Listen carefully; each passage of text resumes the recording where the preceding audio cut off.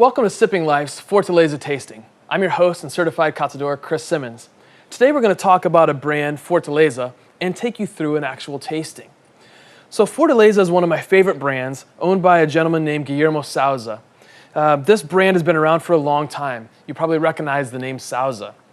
Well, in Mexico, this brand, Fortaleza, is actually called Los Abuelos. These bottles themselves came from Mexico, so you'll see Los Abuelos on the label. Los Abuelos, for those of you who don't speak Spanish, means the grandparents or the grandfathers in this case. Basically, what this brand is predicated on is the family history of Guillermo Souza. His great-great-grandfather, Don Zenobio Souza, started this brand back in 1876. He was one of the very first tequila producers in the town of Tequila, back before they were really even calling it tequila. He used to call it mezcal de tequila. And he was instrumental in getting this spirit shipped up to the United States, one of the first ones to do that. And then in about 1976, Guillermo's grandfather sold the brand. The family was out of the business for a couple decades, but they still maintained the rights and they owned the family land and the distillery. So then in the late 90s, Guillermo decided to kick the dust off the factory and started back up. So he produced the first bottles of Fortaleza tequila in 2005. Really cool story, really cool brand, really cool family. So let's get started on the fun part here. You're gonna go to your box and pull out the tequila and your two glasses. Now this brand right now has a Blanco, a Reposado, and an Anejo. There is no extra Anejo. So let's be 3 tequilas that we're tasting today. And you have 2 glasses. Those 2 glasses are really meant for you and someone else to share. But you can use both of them if you'd like. Just know that as we go through this tasting, you'll really only need one. We'll start with the tequila Blanco. So Fortaleza Blanco is unaged.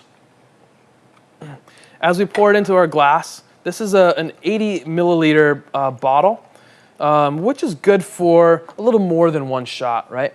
So we'll pour about half of it in there. And as we may have learned, or you may have learned if you've watched our Sipping Life tasting video, you'll see that there's a process that we want to go through here. The first thing is to look at the color.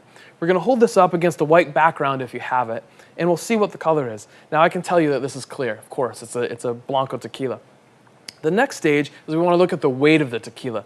So we're going to swirl it in your glass, like so, try not to spill it, and look at the edge of the line where the liquid went up to, and look to see if there are tears or legs. Essentially the tears are the little droplets at the edge, and the legs will be running down quickly. That will give us an idea of the viscosity of the liquid, how thick it is, right? Here in this case, we've got some pretty decent viscosity, right? The next thing is to go into our nose. We want to smell this tequila. Now, one of the great things about Fortaleza is it's one of the quintessential valley tequilas. In other words, we have agave growing in the valley region, and these tequilas tend to have distinguishing features. I think that this tequila is one of the best at displaying those features, right? So as we look at the nose, or smell the nose, I should say, what we'll see is, or what we'll experience is some good minerality. And we want to think about what type of minerals, right? For me, we get a lot of white stone, almost granite-like. There's some good vegetal presence, a lot of agave, a lot of cooked, deep roasted, baked agave character there. And the alcohol is present too, which we would expect with any spirit at 40%. Next, we want to go into tasting the tequila. Let's put it on our palate.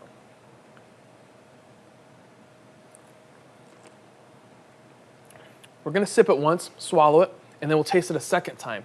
With a second sip, we're going to let it sit on our palate.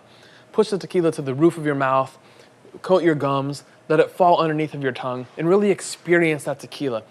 Let your body warm up to the experience of having that tequila in your mouth.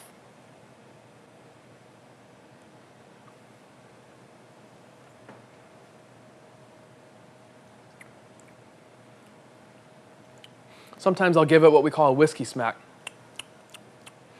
Helps to pull the flavor out. Now, the first thing that I'm going to think about as I'm tasting it is what I'm experiencing on my palate the same that I just experienced on the nose. And here it is. I get a ton of minerality.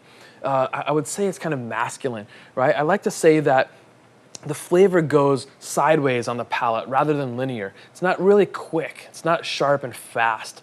kind of sits and camps and hangs out. It's still there. Even several minutes after you taste, you'll still be experiencing that flavor. So in addition to the minerality, there's a lot of that great agave, right? Cooked agave, clean agave. There's definitely a green vegetal presence, but not really ripe green, more of like a cooked green, if that makes sense. And then we'll take another sip and we'll think about what the finish was like.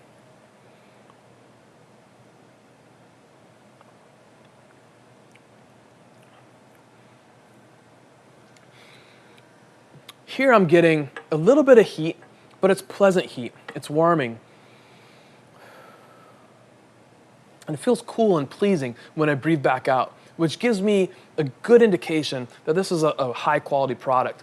Now, it's easy for me to say that because I've been in this distillery several times. I know Guillermo. I know the quality of his production. I know what he's doing at that distillery.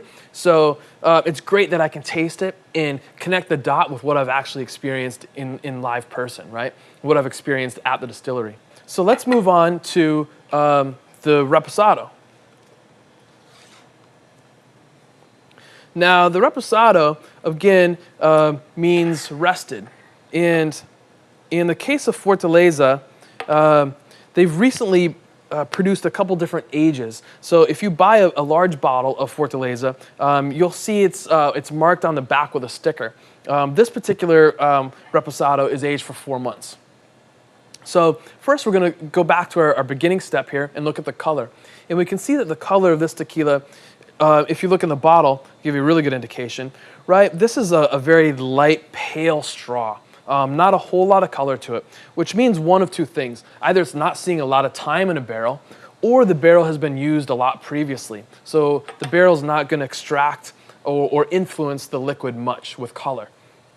So we see that color. Now we're going to go look into the weight. As I sit and look at the line here, there's not a lot of motion. There's not a lot of movement, I should say. So I would say the viscosity is pretty high. Even now, some tears are just starting to form.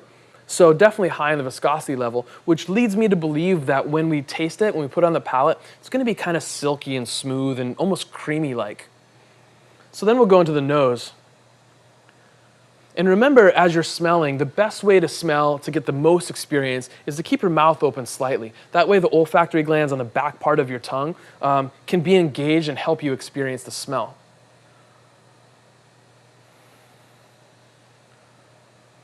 So what I get here is more of that clean agave character, the baked green aspect that we tasted in the Blanco, which is important because we want to see if there's a continuation of the beginning Blanco through the aging process, right?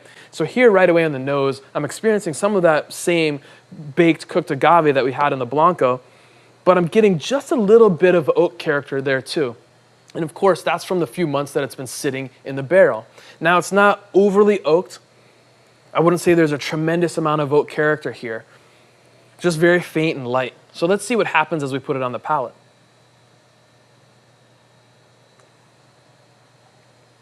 Again, I'm going to take one sip, swallow it right away. That kind of resets the palate after the Blanco. Now the second sip is going to give me a good indication of what this is.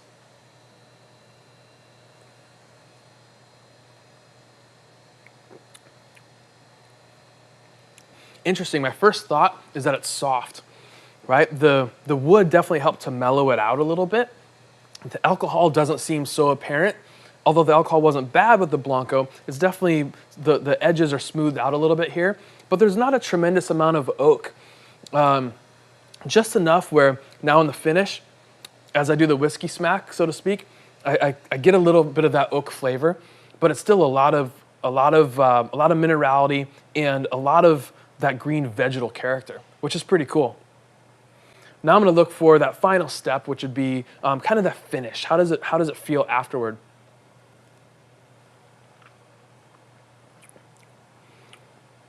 I mean, yeah, it's just really smooth up front for sure. And that finish is cooling and very similar to the Blanco. Very delicious, very high quality. So now let's move into the last one, into the Anejo.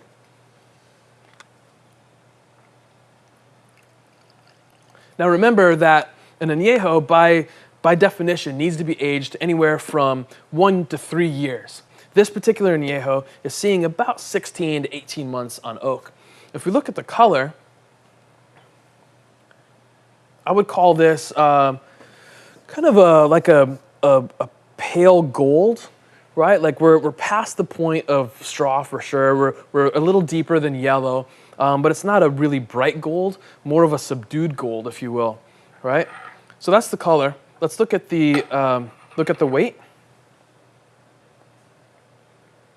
Looks to be very similar to the Reposado. You know, some great viscosity there. Onto the nose, much deeper, rich nose here. All that time on oak is giving it a much different character. You know, the stereotype with a lot of añejos and extra añejos tends to lean toward baking spices, right? Think about cinnamon, brown sugar, nutmeg, if you will. Here we get a little bit of that, but there's more of an oak character. It's not astringent, but it's definitely a strong oak flavor on the nose, with secondary characteristics of some stewed fruit, some dried fruit. I think like a really like cooked strawberry. Interesting. Let's see what the palate holds.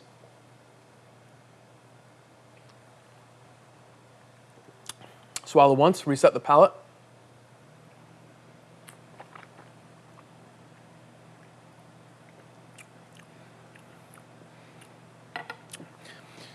What's interesting here is that I get a little bit of that creaminess that we experienced with the Reposado, but somehow the alcohol is there as well. The alcohol seems to be a little bit more pronounced than it was with the Reposado.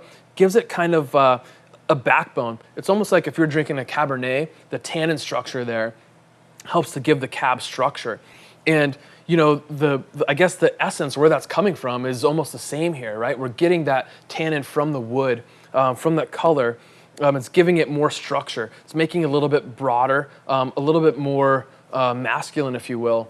There's a ton of oak there for sure. I'm not getting as much of that agave anymore because the oak is really kind of starting to envelop those flavors. But the sweetness there from those baking spices give it kind of a caramely feel. Really delicious stuff. Let's look at that finish.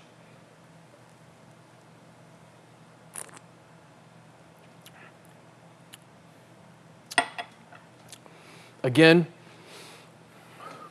smooth, velvety almost, with a really clean, sweet and delicious finish. Really high quality product here. So in conclusion, I think the main factor here for me is that there is a continuation from Blanco to Anejo with the brand identity, right? And that identity is that it's a masculine tequila, right? There's a lot of minerality, a lot of vegetal profiles there, but it's smooth and consistent, right? There's a good amount of mouthfeel there on the Repo and on the Anejo that make it a very pleasant experience. This is definitely a tequila that people should seek out and add to their collection. I hope that you've enjoyed tasting with me today. I'm Chris Simmons, your certified catador and host of Sipping Life Fortaleza Tasting.